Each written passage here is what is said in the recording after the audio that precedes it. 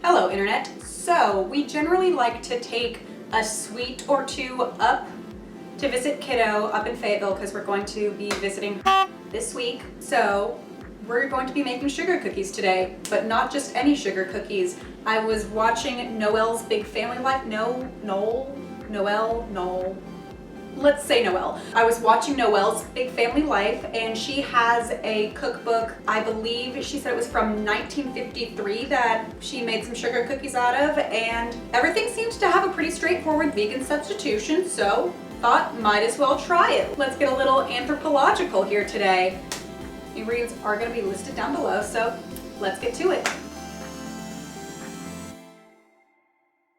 I'm creaming together the shortening and sugar. I feel like the cookies turned out a little fattier than I would like, so I would suggest using maybe a half cup instead of 2/3 cups of shortening. Cream in our flax egg and vanilla. If you have a good egg substitute for cookies, please comment down below. In my experience, flax eggs are good for cookies, while yogurt, bananas, or applesauce do better in cakes. I'm adding the zest of a whole clementine instead of a half teaspoon of orange zest. Half of our flour,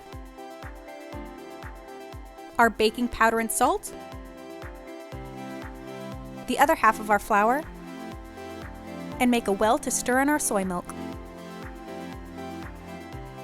The hand is the best tool to knead this dough, and I kneaded it until my hands started cramping.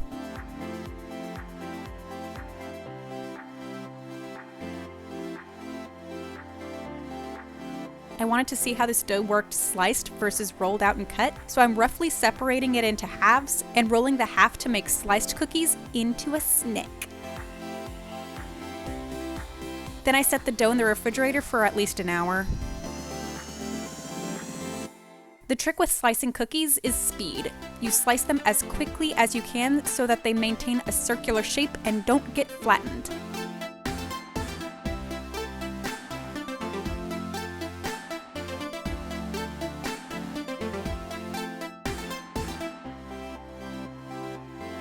The recipe stated that the cookies are supposed to be covered in icing or sprinkles, and sprinkles are what I had on hand. I also find sprinkles absolutely delightful.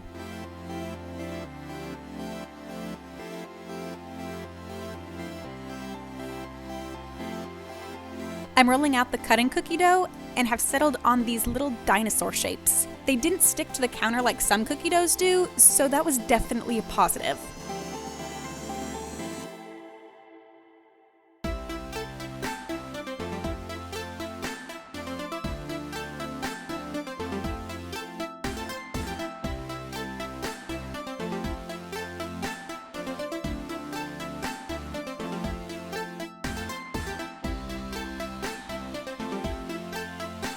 I baked the cookies at 350 for 10 minutes, rotated the trays, and baked for another 5 minutes. I always let my cookies cool on a wire rack so that they maintain a soft, chewy center. The dinosaur ones were a little thinner, so they're just a little bit crispier, but still good. Look how cute these little dinosaurs are. I'm gonna eat him later. Overall, I would recommend them. They're not nearly as sweet as modern sugar cookies, and that's probably why they ask you to put sprinkles or an icing on top of it, but it's not bad. And once again, they did come from Noel's Big Family Life. She has kind of a series where she cooks through a whole meal with that 50s cookbook, but feel free to pop on over there, tell her I sent you. We don't know each other, just trying to spread some love. Thank you so much for watching. New videos come out on Mondays, sometimes Thursdays, sans technical issues. And like always, don't forget to like and subscribe. My little